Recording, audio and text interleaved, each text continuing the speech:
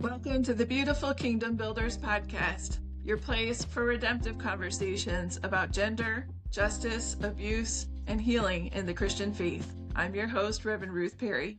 My guest today is Jenai Auman, the author of Othered, Finding Belonging with the God Who Pursues the Hurt, Harmed, and Marginalized. It was a fantastic book. I've listened to it 2 times on Audible, and I have to say your voice is like made for radio. It's like butter. It's beautiful. I was really glad I got Audible just to hear it in your voice. Your book explores how people are othered in church systems, drawing on your experiences as a biracial Filipina American and from working in a toxic ministry environment. And your book offers a trauma-informed path toward healing and belonging in God. It was fantastic. So thank you so much for being on the podcast today, Jenai. Thank you for having me, Ruth. I'm so glad to be here. I resonated a lot with your book. I have spiritual trauma in my background from an unhealthy church system that chewed up and spit my family out and kicked us while we were down. And so in my mind, your book is extremely important for Christians to read. I think it's a sadly common story in the culture that we're in for some reason, American Christianity. And I think one of the critiques that a lot of people feel with a book like yours is that it's criticizing the church and they don't understand that it's coming from a place of deep love for the church and wanting the church to be what God wants it to be. Yeah. And so how do you feel about that, Jenai? Yeah. Listen, I was a long time, even as a kid, I was a long time people pleaser.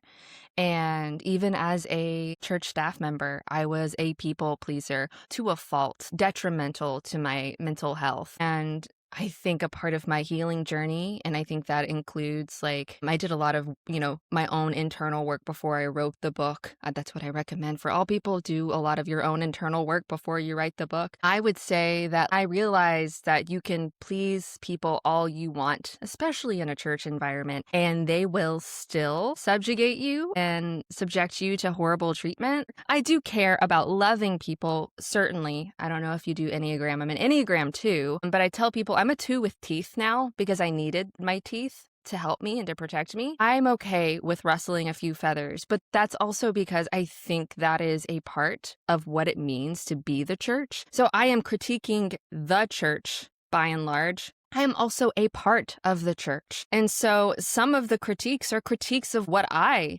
perpetuated. Some of the critiques are systems that I was a part of that I benefited from for a while until I couldn't see it until it hurt me. And it was hurting me for probably longer than I acknowledged. And so now I'm okay. I understand if some people don't like the book. I still think it is a part of the conversation. It's not the entirety of the conversation. And I know that sometimes to make a more holistic, shalom-oriented community, you have to be willing to rustle a few feathers of the people in power. And I think I'm okay with that. Before we talk about your book, can you take us back and tell us about your background and your faith journey? Yeah. I tend to tell people I'm a spiritual weirdo in that I wasn't raised in the church. I was feral as a child, meaning on Sundays, we actually had culverts and ditches in our front yard where I lived in the boonies. And I would be probably, I know we shouldn't have done this, but playing in the ditches after it rained, skimboarding, doing, purely feral stuff as a kid. And for that part of my childhood, I did love it. I am Filipina. My mother is Filipina. She immigrated to Texas in the 80s, and I was born in the 80s. And so I was baptized into the Catholic Church, which is a part of Filipino cultural norms. My mom, I would say, she's not a practicing Catholic, but baptizing your children is something that was very important to her. So she baptized me, baptized my brother. My dad, he was raised Southeast Texas. I don't know if people know Southeast Texas very well. I mean, most people know Houston, which is where I am today, but I was born very close to the Louisiana border. And so what happens in that area, there are Catholic churches, but also Southern Baptist churches, and also a lot of Pentecostal churches. And I'm talking about not only the charismatic, sometimes you'd see somebody in a tambourine go around the sanctuary or something like that, but Pentecostal in the way of they don't cut their hair, they wear long skirts, things like that. So that is kind of the ecclesiological makeup of Southeast Texas. So I wasn't raised in the church, but I was raised in an area where there were a lot of those 3 types of churches. My dad, he had a beef with God. He had beef with God since before I was born. So he was kind of culturally agnostic. Vacillated between agnosticism and atheism. Sometimes you would say, like, there is no God, or sometimes he would say, I don't know if there's a God, but antagonistic toward just the idea of God or toward anyone trying to pray over him or proselytize him. So that is my childhood. I remember my dad quoting Gandhi to me. I don't even know when the first time I heard like the story of Noah and the ark, and I feel like that's a pretty standard church that kids learn about in Sunday school. I heard Gandhi, and the quote was, I don't have a problem with your Christ. I love your Christ. It's your Christians that I have a problem with because they are so unlike your Christ. My dad would quote stuff like that at me during elementary school. So a kind of strange cultural makeup. I think what I encounter in a lot of the deconstruction spaces or even the decolonization spaces is that a lot of people grew up evangelical. I grew up kind of adjacent to evangelical culture, but I wasn't swimming in it. When I opened a Bible for the first time, I didn't know how to pronounce a lot of those words in the Bible. I didn't know how to pronounce Isaiah and things like that. So I came to faith and I converted. I usually use the word converted. I think it's less Christianese. I came to faith, but I converted when I was 17. I kind of had like a traumatic series of things that happened when I was later in my teens, and at 17 drove to the church that my grandmother was previously a part of. And it really was kind of an effort to be close to her. Like, she went to church every day. And so I thought, I'll go. And I had lost her. She passed. And so I wanted to be near her. And so I drove to the church to be near her more so than to be near God at 17. So I converted to Christianity. And I would say maybe, I don't know, 5 years later, 5 years later, I had some semblance of like a trusting faith in the God of Christianity. So that's kind of I guess a 3,000 or 30,000 foot view of my spiritual makeup. That's interesting about your dad quoting Gandhi in such a formative time of your life. To have that perspective, then it gives you the lens when you are in the church of how the world is perceiving Christians, that maybe some people who are just always in that bubble aren't even thinking about that on that wavelength. Yeah, I would say that my dad, he deconverted probably in the 70s, maybe earlier than that. I don't really know. He passed, I want to say 15 years or so ago. And my dad and I had a tumultuous relationship. So perhaps a lot of the reason why I didn't listen to his advice was because I was actively rebelling against him. And so I know, though, if he were here today, it would be the biggest, like, I told you so, and it would be well deserved. I would get it. And in hindsight, I have a lot of empathy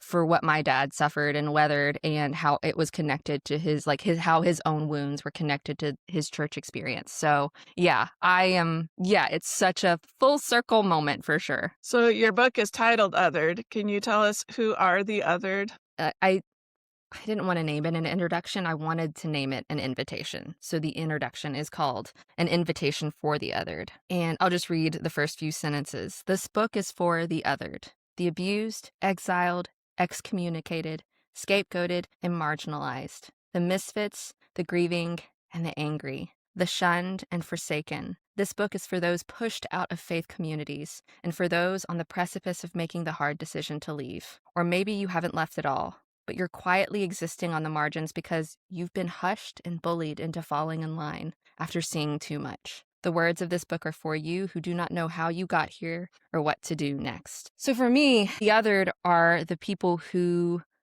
don't fit, or who have seen something in the cultural norms of the systems that they're a part of, and they no longer think that those norms are good for them, at the very least, or for the community by and large. And those norms usually aren't good for people because it comes with abuse, because it comes with toxic relational dynamics, comes with some sort of harm, with racism or xenophobia or homophobia, any harmful norm that is normal in a cultural system. The othered are those who see it and are either actively resisting or trying to figure out what to do next, or whether they feel free enough to resist. So it's a pretty broad category And I wanted it to be a broad category because I don't think it's just one particular group of people. It certainly includes those who've experienced spiritual abuse, but sometimes that language is not accessible to people. They haven't quite named that experience for themselves, or maybe they feel like spiritual abuse doesn't name their experience. Maybe they would overtly call it racism, or maybe they would which I would say racism, xenophobia, homophobia, those things in the church are spiritual abuse. So I wanted it to be a broad term that invited many people who I think have a common experience, although it may look very differently from context to context. And can you share the moment when you first realized that word described your experience in the church? Cognitively, I would say I believed pretty early on. I don't think I used the word othered, but I remember in talks and conversations, I articulating specifically, I feel very other right now. And I kind of used the imagery of a table. Well, actually, it was physically at a table. We were at a table it was me and my husband, and then the 6 pastors who were pushing me out. And I'm thinking cognitively, and I believe saying, this is not a round table conversation. There's one side of the table with the 6 of you, and then another side of the table with my husband and I. And so there is not equal power here. There is not equal value here. I am other. So it was very early on that I latched on to being the other. And that is a long understood philosophical concept that other philosophers have studied for centuries. So I'm definitely not the one to coin that term. But as a title for the book, or just a title for people who have been harmed in churches in general, I would say about 2 years later, I realized othered is a really broad and welcoming, kind of like a all-inclusive term for people who have just felt this sort of exile and ostracism from the church. How did your own experiences of being othered, both culturally and spiritually, shape your understanding of belonging and exclusion? Oh my gosh. Well, let me ask you, have you ever stepped into a room and you were like, I don't fit here? How did you feel? What goes through your mind the moment you think, I don't fit here? You feel exposed and vulnerable and unsafe and not sure of how to proceed or maybe exit. It's disorienting. Yeah. Well, I would say I felt that feeling very early on in life. So I tell people, whenever you have a parent who's immigrated to the States, who doesn't speak English as a first language, who barely spoke English by the time I was entering into kindergarten, think about the time when you were entering kindergarten or elementary school, and you have your mom or a present parent who is explaining to you what it's like to be in school. What are the cultural norms of school? And so my dad, by and large, was not present in parts of my life. And so my mom was my primary caretaker for the early childhood. And I did not have a parent who could explain those cultural norms to me. So as far as being othered, being the daughter of an immigrant, that's strike one. That was already a resource that I didn't have. And so I, from childhood, would walk into rooms and not know what's normal. I wouldn't have been able to put the language to this, but immediately trying to figure out, how am I supposed to behave in this situation? What's culturally acceptable? What's normal? What do I need to do? And remember, I'm an Enneagram 2. What do I need to do to get people to love me? And I don't know what those things were. So yes, exposed, unsafe, vulnerable. That's the trinity of scary and afraid, as a kid. And so I felt that at a pretty young age. Obviously, I grew up and I kind of found my teeth, figured out where my footing was, but still would walk into situations. I'll give you this is a funny anecdote. I'm a very tattooed woman and I wear black. I have dark eyeliner on. I wouldn't say I just like dark colors and I like this aesthetic. And my husband is not this way. He is an Enneagram 9. He doesn't know style. He's just going to wear the blue button up and the khakis to work as an engineer. That's just what he's going to do. And I remember the first few months at his job, maybe the first year at his job, I'd never met his coworkers until the Christmas party. And I, in my head, kind of go through, do I show up with long sleeves, hide my tattoos at this, professional Christmas party, or do I just show up authentically? And I have chosen to show up authentically. And I think I surprised his coworkers. Like, I clearly didn't fit, and I think it's funny now. I mean, it was like a harmless situation. And my husband came up to me later and he said, my coworker thought that I was married to someone. He was like, he wasn't expecting you. And I was like, well, what? Who was he expecting? And my husband told me, Joe was expecting someone that looked like Laura Ingalls Wilder. And my husband was like, who is that? And I was cracking up, and I'm a reader, so I know books. And I said, Little House on the Prairie. So they were expecting your wife to look like someone from Little House on the Prairie. And I show up tattooed with like almost a full sleeve. And I love that. I love being weird now. Like, I've embraced that part of myself. And I think that is a part of belonging, is learning to walk into these rooms where you don't fit. And maybe you don't belong. I know I don't belong in certain cultural contexts now. I know that I can walk into even a church that says, come as you are. We welcome all parts of you. Even a radically inclusive church, I can walk in and still feel like I shouldn't belong here, but I do belong to myself. And so I have learned over the course of my life that so often I abandoned myself. And if you've read the book that you know this, I abandoned myself and my preferences, the things that make me laugh, the things that delight me, but also my safety, my sense of trust in myself, trusting my gut. I abandon a lot of those things in order to belong in certain spaces. And so I think my experiences both in the church and out of the church have led me to this realization of like what it means to belong to myself, what it means to have like this inner sense of stability such that like I trust my internal resources, and I trust I have those internal resources that will say, hey girl, you need to leave. Like this, you are not safe here. And so belonging, I think, does include a people group. And I have that inner discernment that knows when I am truly welcomed into a space. And I have been in those spaces, and I believe it's beautiful. And when you know that all of you is welcomed. And I think all of us experience not fitting, and we can either use those experiences as fear fuel to scare us into complicity or to compliance or obedience, or it can be the inner well of wisdom that helps you better discern the places that you want to be and show up and take up space in the future. Something I appreciated about your book, each chapter you give a biblical example of a character or a story that related to what you're talking about. I know you talked a lot about how you related to the story of Joseph being betrayed in your personal story with your church trauma. I'm a pastor, and so I've been preaching through the lectionary for almost 3 years now. And this past Sunday, the text was from John chapter 9 about the blind man who was a beggar, and Jesus healed him with spitting in the dirt and creating a mud and sent him to the pool of Siloam to wash. And then instead of celebrating, his entire community freaks out and they interrogate him, basically. The neighbors don't even recognize him anymore now that he's healed. And the Pharisees keep saying, we know that you are a sinner, or you were born in sin. And we know that Jesus is not from God because we know from Moses. And they keep using the word, we know. They're so certain about their system. So I talked about systems in my sermon. Could you explain to us, what does the word system even mean? What does it mean when you're talking about a system and the church or in the church?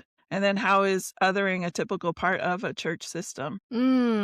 Yeah. I am a seminarian. I've studied theology. I am not a biblical text scholar, so I usually leave that to my friends that I trust. But one thing that I learned from another friend, his name's Rahati, he wrote a book, When We Belong. And in his book, he mentions that there actually is a word for systems in the Bible. It's the Greek word cosmos. And I think you can find it in Ephesians, for our battle is not against flesh and blood, but against like the rulers and the principalities. And there's the word like the systems of the world, or the somewhere in there. And he says cosmos can be translated kind of as a system. I mean, the universe, the actual cosmos are a system. They're systems of like planets that rely on gravity and proximity to one another. And so whenever I talk talk about the word system, my undergrad is in behavioral health, and a part of my behavioral health science degree was learning about family systems. I thought I was going to become a licensed therapist, and that did not happen. But I do appreciate like my education. And one of the things we learned in family systems is that everyone kind of has a role to play in a family system. And whenever there is some sort of harmful family dynamic, or if there's even an addiction within a family, you can't just treat the person with the addiction. You actually have to treat the whole family, because somehow, especially over the course of time, there are micro adjustments that people have made in their behaviors such that they've like enabled a particular addiction or a particular behavior. It doesn't even have to be an addiction. For instance, if dad is never expected to do any of the housework and it's falling all on mom or all on the other spouse or all on the kids, and it's wearing people down and like relationships are breaking down, well, the system needs to adjust, because there have been micro adjustments over the course of years or decades that have allowed for this maladaptive behavior to foster. And so whenever I talk about systems in the church, I talk about something similar. Have you ever used family language of churches before? Absolutely, yeah. Yeah, and I would say in the same way, a local congregation has adapted to certain behaviors. So you expect these certain folks to serve in the children's department or the children's ministry. You expect certain people to be preaching. You expect certain people to X, Y, and Z, like be the ushers, to pass out communion or distribute communion or take up the offering, whatever your norms in your congregation are. You have a certain family system happening. And my use of that language is that in toxic systems, there's actually someone who's dictating what the system looks like. They have a lot of the power that enables them to structure the system, and then people in power in a toxic system have none of the responsibility to execute the labor of the system. And that is where I believe it gets toxic, because you put a lot more undue stress. The load, the weight that everyone is shouldering and carrying is very unequal. And so when you have a lot of people that have a lot of responsibilities but no power to change the system, I would say that creates undue stress and lots of relational dynamics. There are fraught relationships. And so I tend to use the word system in that way, kind of in the family system way. But for anyone who is familiar with other like therapeutic modalities, there's internal family systems. So if you're familiar, it's the parts language of like,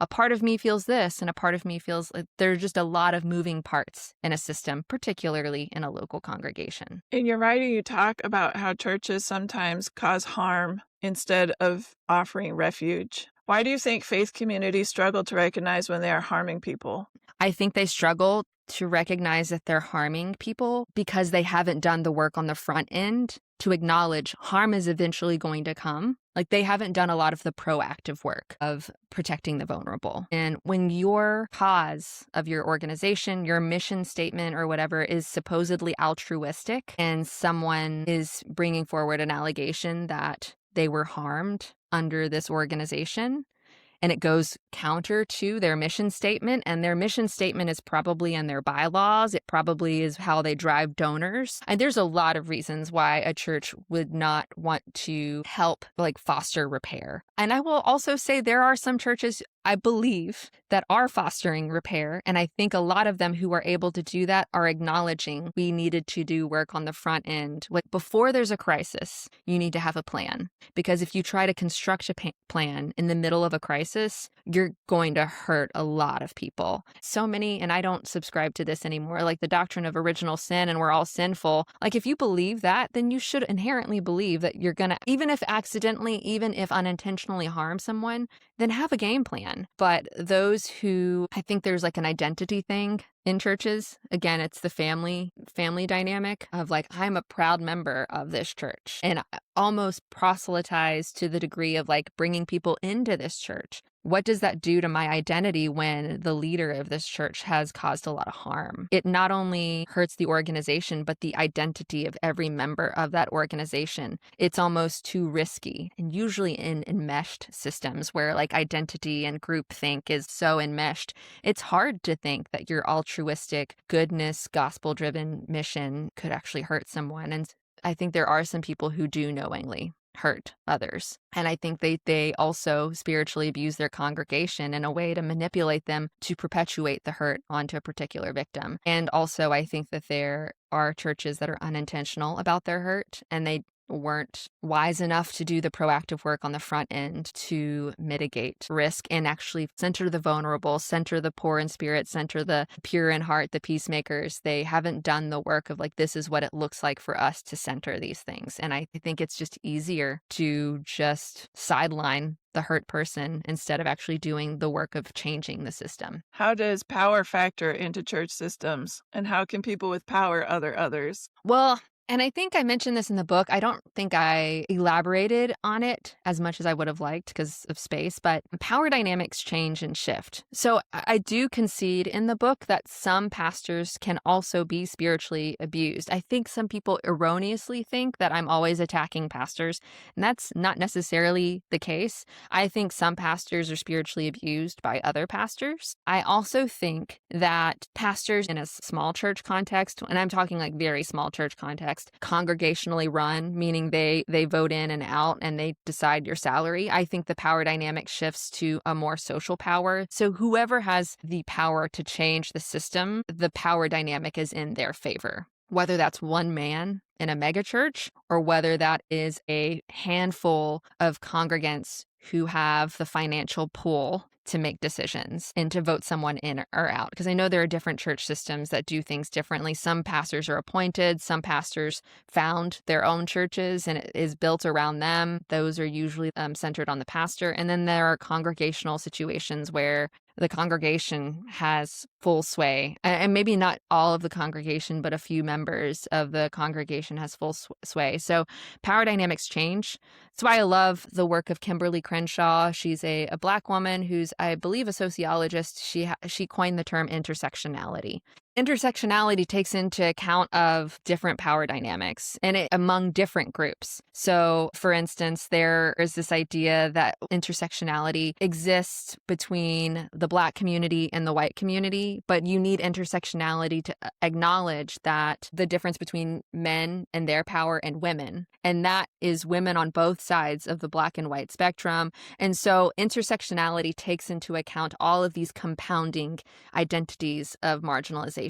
And the more marginalized identities you have in a particular context, the more likely you are to be sidelined and ostracized. And so it's not as the power dynamics change, they are intersectional. For instance, women's suffrage in the early 20th century, late 19th century, I have been telling people that's white women's suffrage because a woman of color didn't have the right to vote until much later, not until like the Civil Rights Act. And so I tell folks like there was no intersectionality then. It was really only white women who could vote because they didn't see the intersection of race as an issue. And so power dynamics change because the context changes. And so it's just important to learn and educate yourself more on power dynamics so that when you enter a new context, when I enter a specific space, I can kind of see who the power holders are. And it gives me information on what I want to do with that. Do I feel safe here? Do I want to spend time here? And so, yeah, it's so confusing and so complex that people study it. And I will say to anyone listening, you can read about it.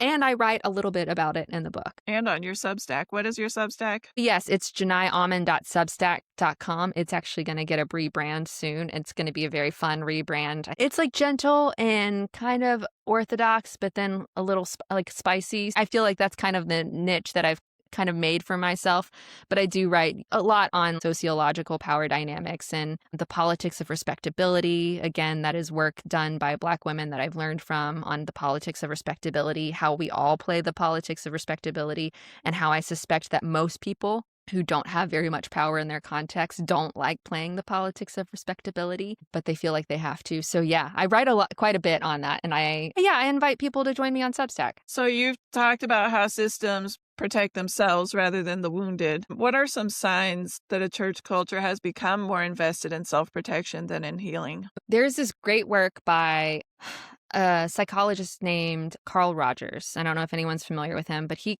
coined the term person-centered therapy. meaning what a particular person needs in their own therapeutic space, like a client needs in their therapeutic space, might be very different than what you as the therapist have been trained in, or how you would maybe normally use one particular modality with a client. With this particular one, you may need to go a different direction because it's not helpful. It doesn't foster healing. It doesn't matter that the other modalities have research on research about how they're beneficial and adaptive and helpful 90% of the time.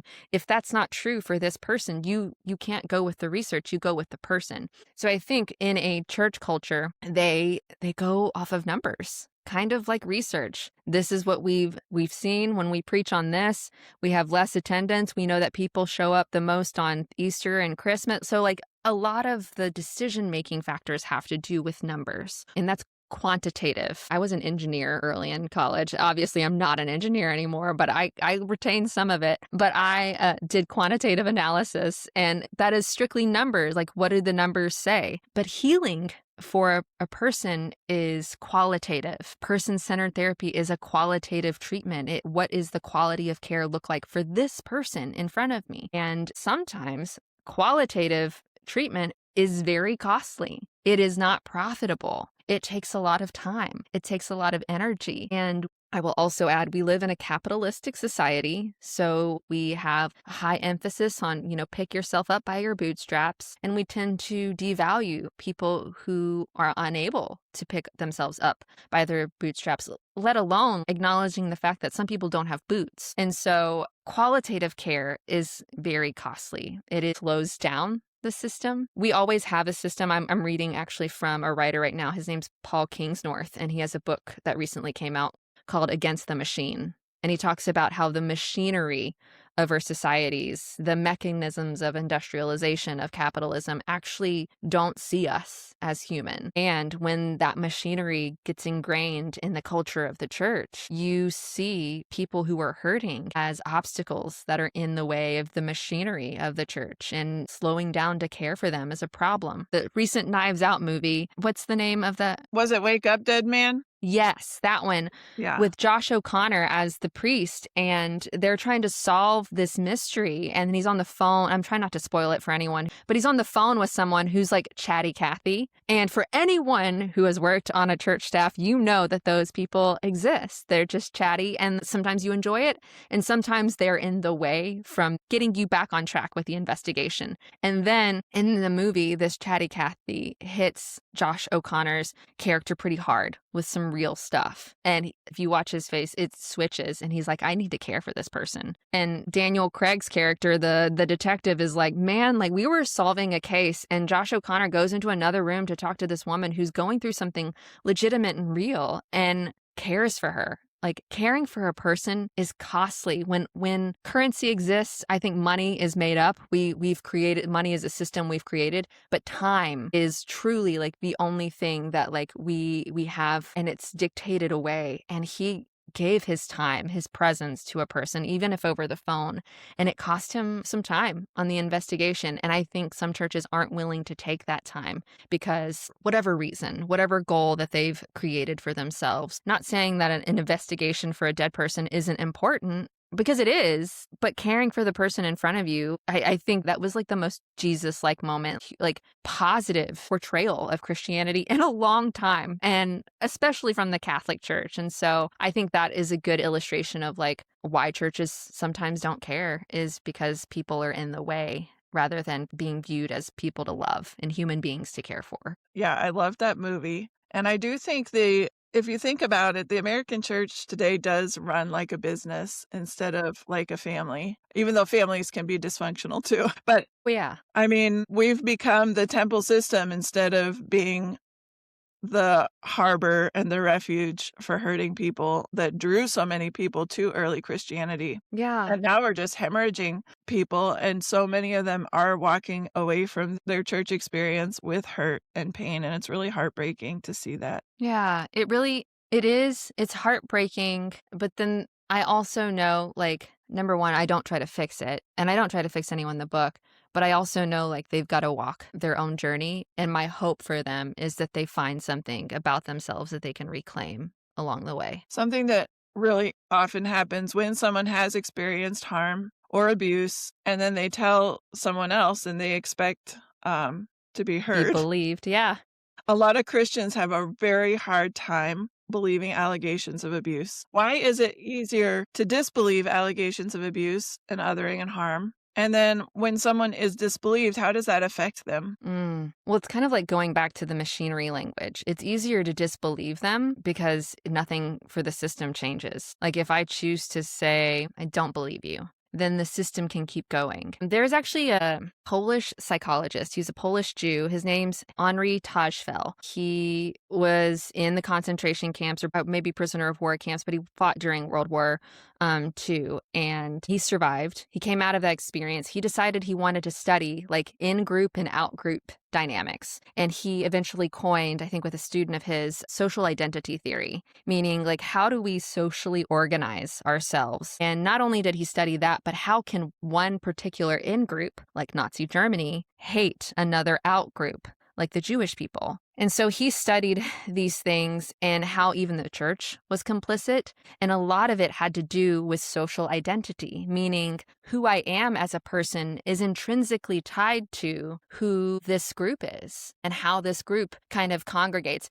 Are you a sports person? I have a sports son, so I'm slowly learning. Okay, well, then we are not the people to be having this conversation, but I'll use it as an example for people who are listening. I am not a sports person. I do not care. Like, go without me. I will not feel like I'm missing out. If everyone in a group starts talking about a particular college sports, basketball, whatever. Basketball does pique my attention a little bit, but other than that, I like go into my own happy place in my brain when that conversation happens. But because I live in Texas, people argue about sports in Texas, which is probably why I'm over it. When you are a diehard Cowboys fan and someone in your presence says something about the Cowboys negatively, like it is a fight because, and I think this is true, their identity as a human being, there's pride, and a good pride, or maybe a bad pride, I don't know, behind like the idea that I'm connected to this particular sports team, such that there are people who have decked out their entire garages. They no longer park inside their garages in Texas because it's become their man cave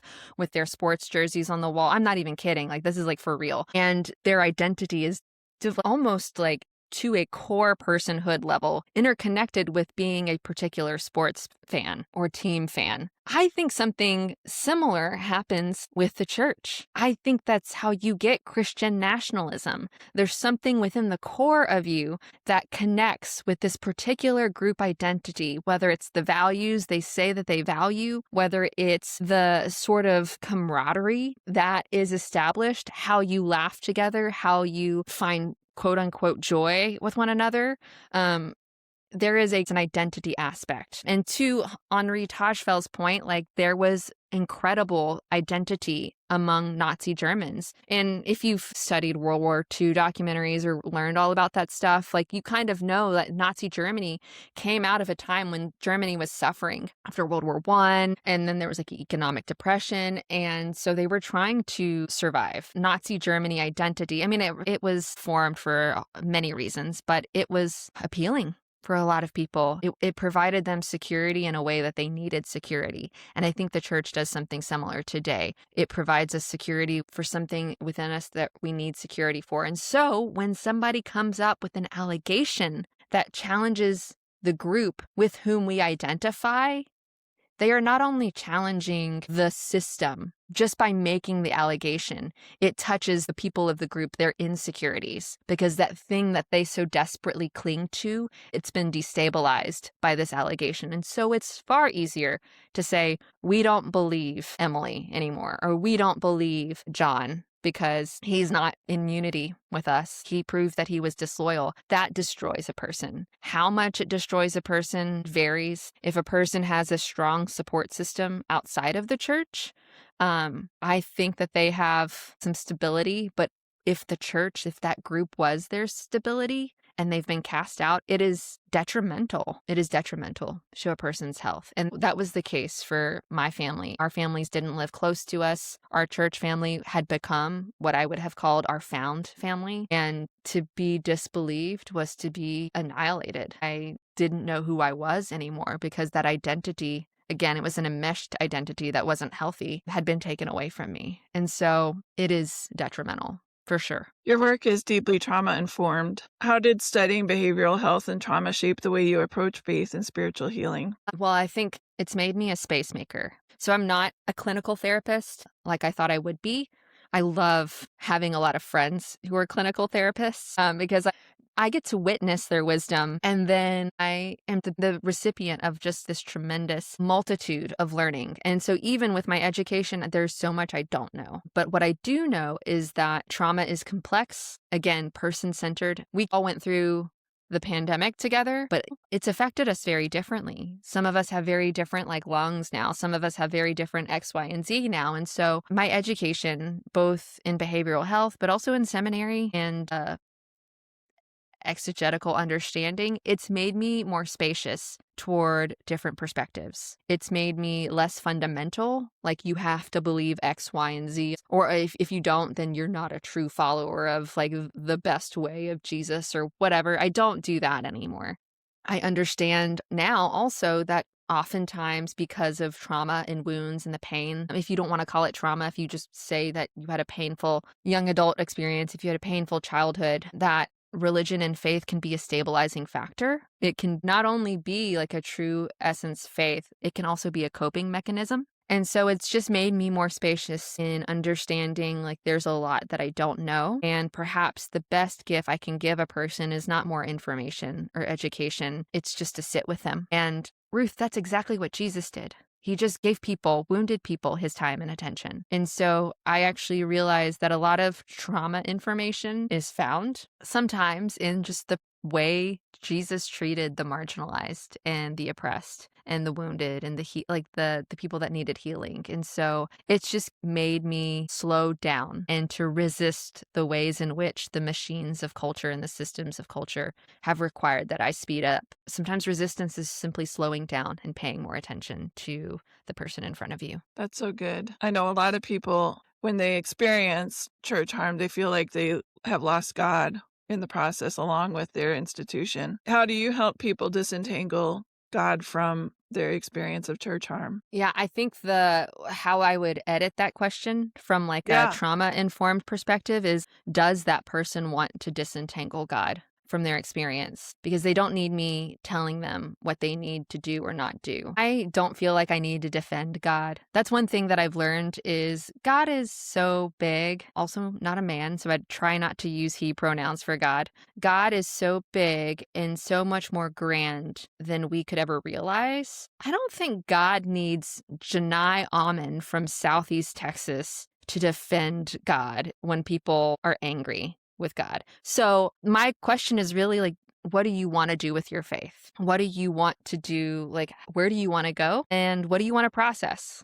As a friend, what do you want to process? We can process that. I had a friend come to me fairly recently asking me, hey, someone's asked me to be a part of this group and X, Y, and Z. And I told her, I have opinions about this group. I'm not going to tell you what those opinions are. Again, person-centered. So I asked her, what do you want?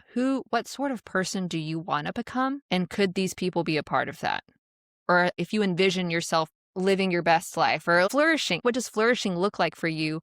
And what sort of people do you need around you to help you flourish? In the same way, I would ask, to your question, your understanding of God is probably very informed by a particular worldview right now. What do you need to do to become the sort of person that you need to become? And if they want my opinion on a more expansive view of God, I'll certainly give it to them.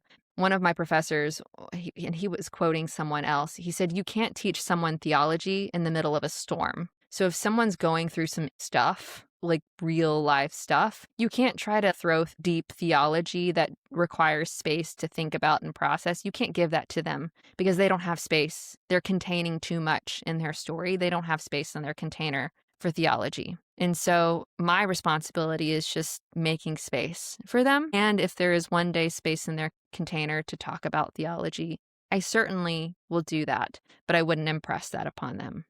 That's my perspective anyway. Yeah, no, I really appreciate that. That's really good. I think For me, my very first really traumatic church experience was 15 years ago. For the past 15 years, I've read books and listened to people and gleaned things here and there and here and there. And I've learned to find my belonging within myself, like you talked about. And I've learned not to be so certain and fundamentalist about what I believe, but to have open hands, because I'm probably wrong about things that I believe right now. And if God is love, then God loves me even in the areas that I'm wrong. And so a lot of those little pieces of my spiritual formation have healed over 15 years. But what I appreciate about your book is all the little lessons that have taken me 15 years to learn. You have in this little story, it woven in with your personal story and with the Bible. There's so much language that's really helpful to heal. And so if anybody resonates with anything we've talked about today, I really encourage you to pick up Othered by Jenai Auman and give it a read. Listen to her read it to you on Audible. You'll really appreciate that experience as well. And you have another book in the works, right? I do. I'm in the weird stage of what I want to do with it and how I want to write it. And I'm going slow. I'm also graduating seminary in May. So part of me is like, girl, I need time. I need space. Yeah. But again, it's a part of my journey because of what I've experienced. I'm very active in activism spaces, social justice, because I have a mother who doesn't speak English as a first language, and people look down on people who can't speak English perfectly. I've learned since the Super Bowl, which is very frustrating for me. I am active in activism because of my lived experience, but how can you be active in activism and also like it's from that space within you where you become like a holistic activist? And so I'm writing on that book, but I'm also writing on Substack. I'm going to play with these ideas on Substack. So I'm also on the internet. You can find me. I'm accessible. That's how you and I found each other. So Yeah.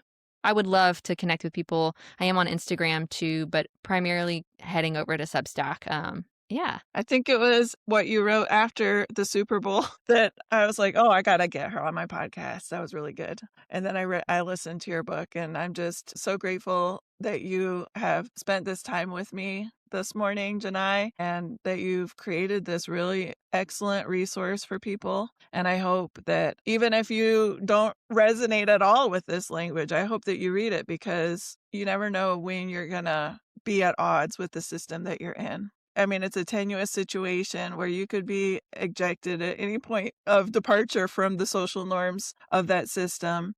And it's a really common experience, I think. Yeah. And again, I wrote it primarily for people who are trying to heal from this sort of thing. I've also wrote it for people who are walking with people and they don't know how to navigate. And you can read it along with them. And I think it's a resource. I think it will be, unfortunately, timely for a while. I don't think the issues of toxic systems and toxic churches is going to go away anytime soon. Although if it did, I would be the biggest cheerleader. But yeah, I'm hopeful that it's a resource for other people. I tried to write it to be a friend to others who didn't have many friends in their lives. Well, you're a beautiful person with a beautiful soul. Thank you so much for blessing others with your work, Jenai. God bless. Thanks, Ruth. Thanks for listening to the Beautiful Kingdom Builders podcast. If today's episode encouraged you or sparked something new, please share it with a friend and take a moment to subscribe or leave a review. It truly helps. You can keep the conversation going on thebeautifulkingdombuilders.com or find us on your favorite social media platform. I'd love to hear your thoughts and questions.